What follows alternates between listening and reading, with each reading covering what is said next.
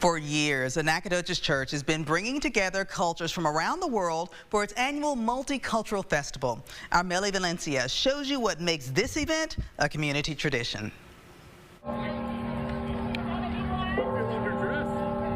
Sacred Heart Catholic Church in Nacogdoches is celebrating 38 years of its annual multicultural festival, bringing together Mexican, Indian, Vietnamese, and dozens of other cultures all in one place. The all-day event on the church ground features everything from a petting zoo and Scottish Highland games to an Indian cultural performance and plenty of food from around the world. For coordinator Chris LeBeau, the festival is a chance to meet with people he might never otherwise meet.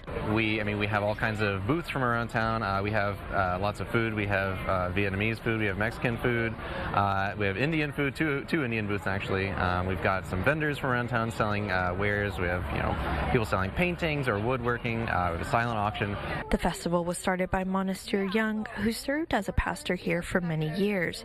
For LeBeau, the diversity on display is exactly what makes Nacogdoches special. I know when I first moved here, I was surprised. I met a lot of people from the Dominican Republic, a lot of Filipinos, Vietnamese. I had no idea it was such a diverse area. But Pastor Father George Elliott says the event goes beyond good food and good company.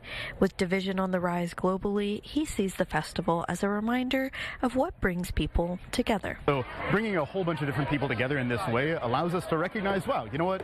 We're all human beings. We all have difficulties. We all have beautiful things about us. And we're all just trying to make it through life. Melly Valencia, East Texas News Weekend.